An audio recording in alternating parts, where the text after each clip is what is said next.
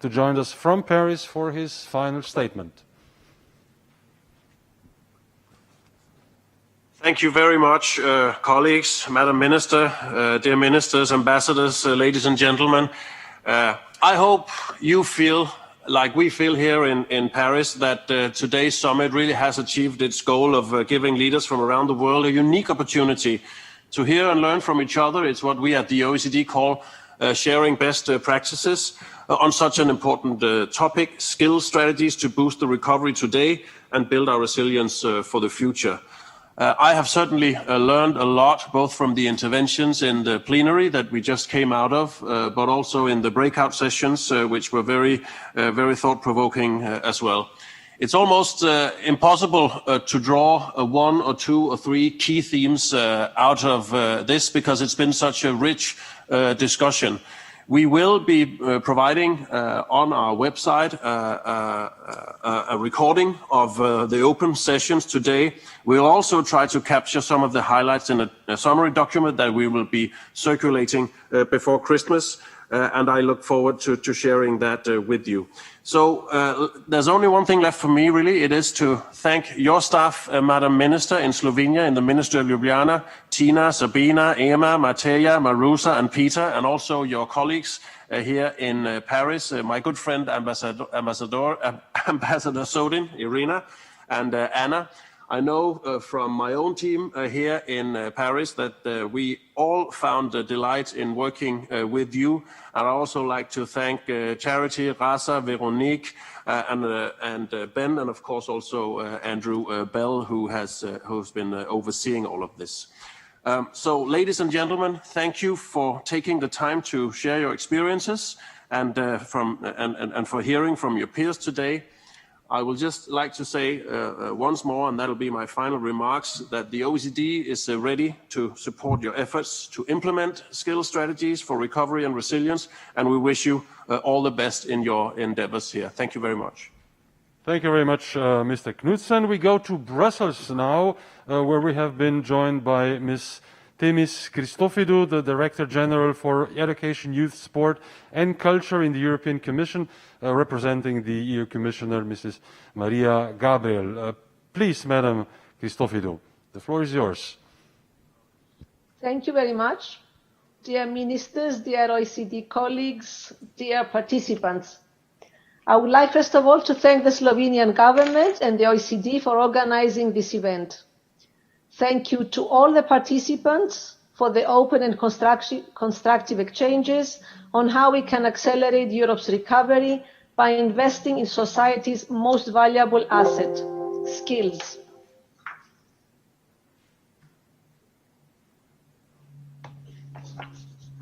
The pandemic certainly raised our awareness on the importance of skills.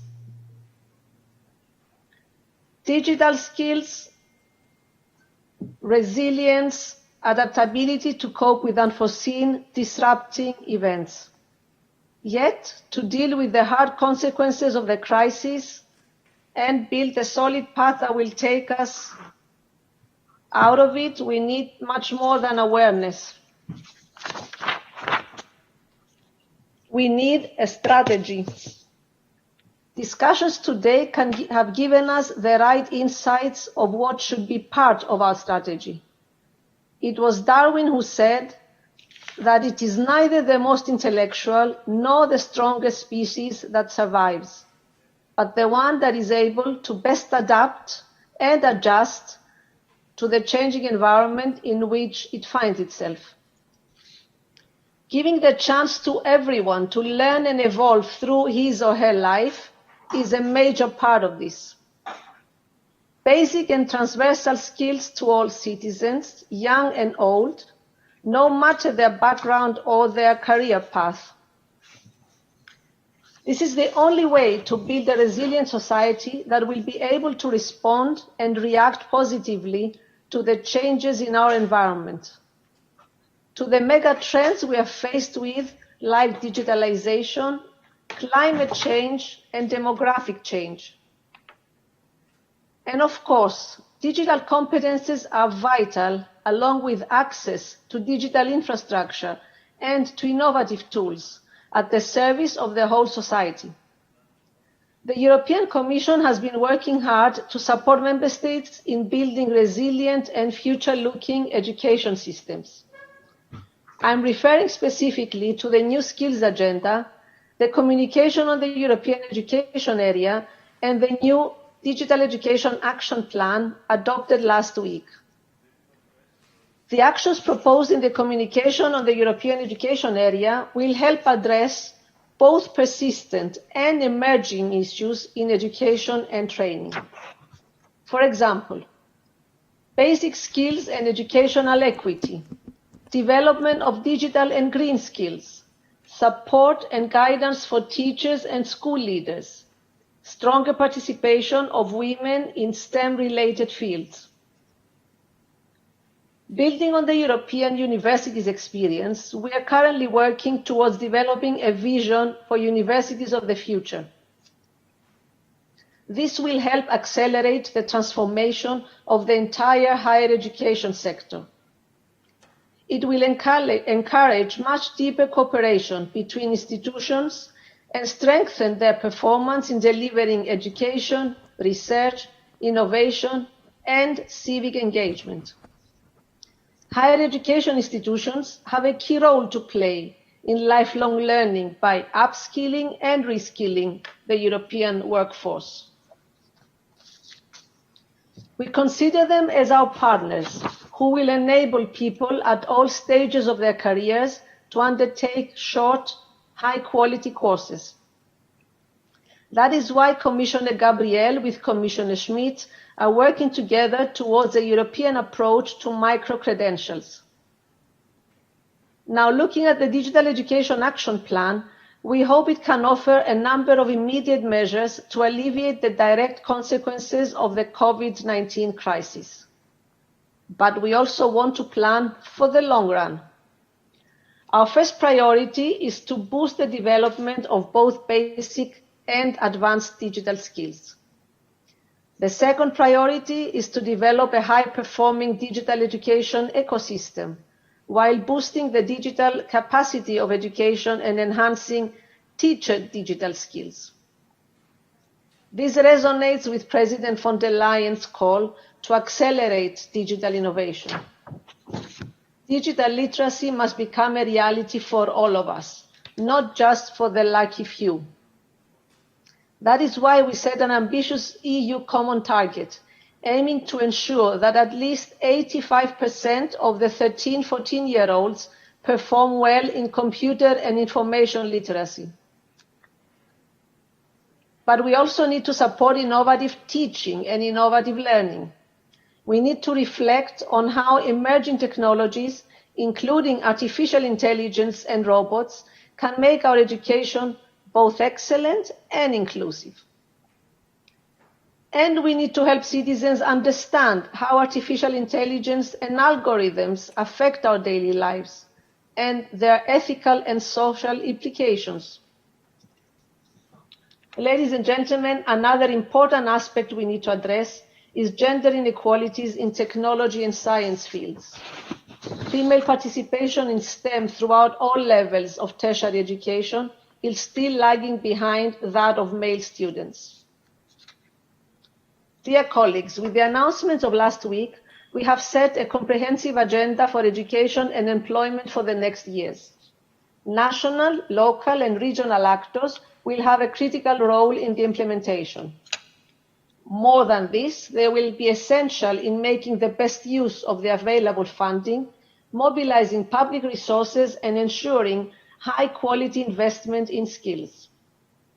The Recovery Fund will unlock 750 billion to support long-term resilience and a better future for all. It is clear that Member States' budgets will play a crucial role here. We need your help to make sure that our initiatives effectively tackle the challenges we are facing. And we also need your help in appropriately directing investment to that end. The European Commission is ready to support Member States in designing their own national recovery plans based on the investment and reform priorities identified in the European semester. I am confident that by working together, we can transform Europe, boost its resilience and vitality, and make the transition a success for everyone. Thank you for your attention. Thank you very much, Madam Christophidou, and all the best to Brussels. And the last word of the conference goes to Madam Simona Kustec, the chair of the plenary session at the 2020 Skills Summit in Slovenia, the Minister of Education, Science and Sports. Thank you very much. Distinguished and dear colleagues, we have now come near to the end of the summit, or rather closer to the sunrise or late night, depending on where you are. I hope that at least some of the clouds, possibly lingering over challenges addressed at the summit, have been a bit more brightened, or will do so when following up on our joint reflections.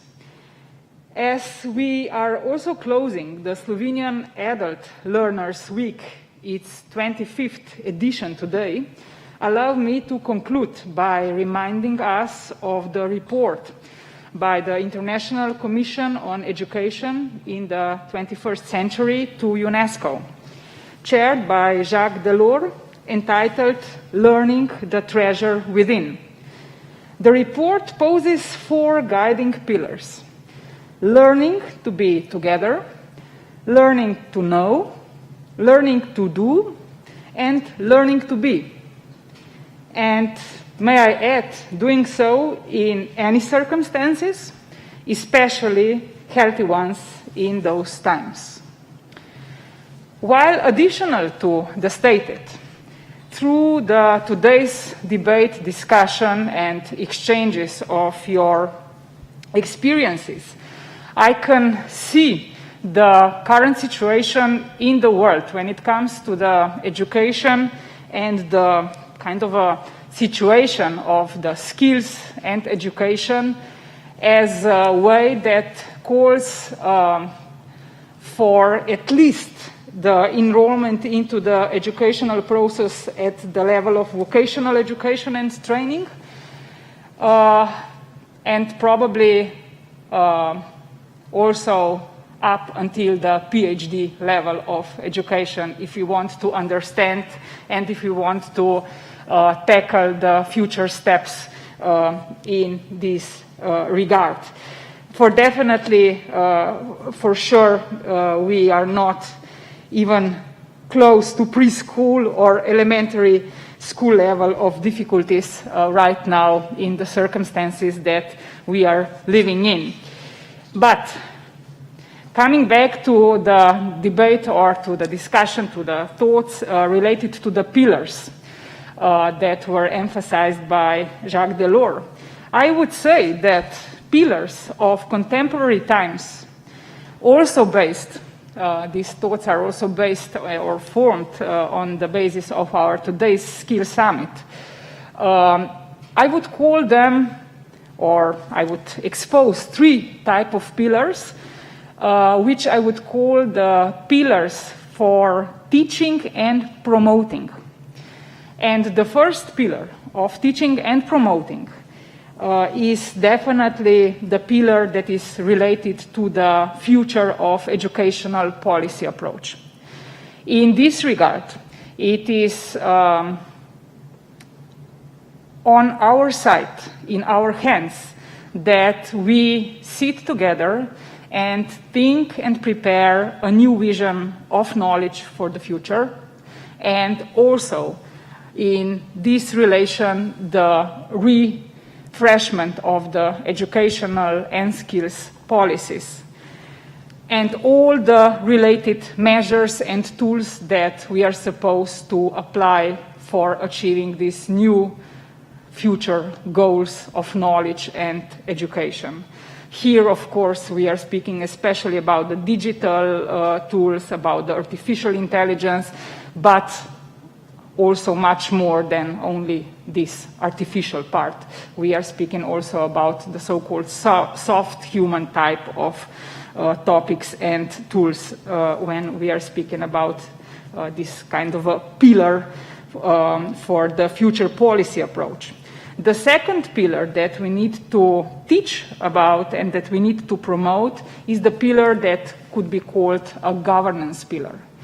And this governance pillar actually embraces everything that is related to the collaboration, cooperation, dialogue of everybody that is here with the stake, with the interest, be it a formal one, through the formal responsibility, through the expert responsibility, or through only a kind of interest responsibility. Here I'm, of course, speaking about this skills part mainly that is related to the economic stakeholders. And what we are looking here through this governance approach, we are calling for the comprehensive, interrelated approach between the different sectors and between the different polity levels, from the local to the global one. And the third pillar that we need to teach and that we need to promote is the pillar that is a value approach pillar. In this regard, we need to reactivate again the fundamental values that are the leading ones if we want to do a good and positive education and promotion of skills in this regard. We need to respect, we need to advocate the values that are called equality.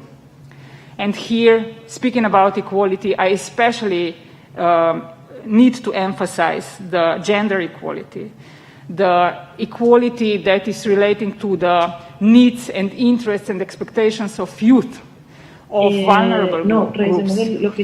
Then we are speaking about the solidarity. We are speaking about inclusion and diversity. And in all this package, we can then start to continue with our ambition, with our mission actually, to achieve high quality education and skills for all of us. And something that is definitely of key importance, particularly in times of crisis in which we are living right now. And I'm convinced that needs to be underlined, that this needs to be underlined now with an even stronger voice and supported even more decisively by all means available nationally and internationally. I'm most grateful for your generous sharing of experiences and visions on all questions raised, dear participants. And I warmly thank the OECD for supporting the exchange of valuable data that form a vital basis for informed and evidence-based policy making. The Slovenian and European skills agendas are determined to go towards developing and using skills to foster sustainability, fairness, and resilience. The joint program of the Council of the European Union Presidency, which we are holding together with Germany and Portugal in 2020 and 2021, will highlight in particular the importance of digitalization in education as well as in other fields in respect of human rights. Last but not least, I need to say a couple of words about the World Skills Agenda future in 2022. I do call all of us to continue with the discussion on this in 2022. Let's use the momentum. Let's come and stay together, and let's work for the best and for the future in the field of skills and education. And let Slovenians Skills Summit 2020 Digital Tree, we have chosen as a symbol of our summit, grow towards further global dialogue about people and skills, with respect for all, equal treatment, stability, sustainability, openness, and also acceptance of branches that thrive in unexpected ways. These are often the most creative and often those that protect us. All very much thank you for your participation, for your contributions. I wish you all my best. Stay well, stay healthy. Najlepša hvala, ostanite zdravi in lep pozdrav, nasvidenje iz Slovenije. Goodbye. Thank you very much, Madam Minister. So those were the closing words in Slovenia. I'd just like to thank you for all your cooperation and especially patience during this sometimes quite difficult summit due to technical problems and technical challenges we had. But if you learn from mistakes and challenges, you learn the most of it. So we're so much better right now than we were in the beginning of this conference. And this is good to know. So our know-how has grown. So thank you very much. The last thing we would like to show you is the family picture, because this is also a big question how it actually turned out. Oh, it's really nice. There was a table in the center, but a lot of happy faces. So it was a quite nice meeting. So that was the family picture. Thank you very much. And as our minister said, stay healthy and of course stay safe. And goodbye, and perhaps we will meet you someday also in person here in Slovenia. Goodbye and all the best.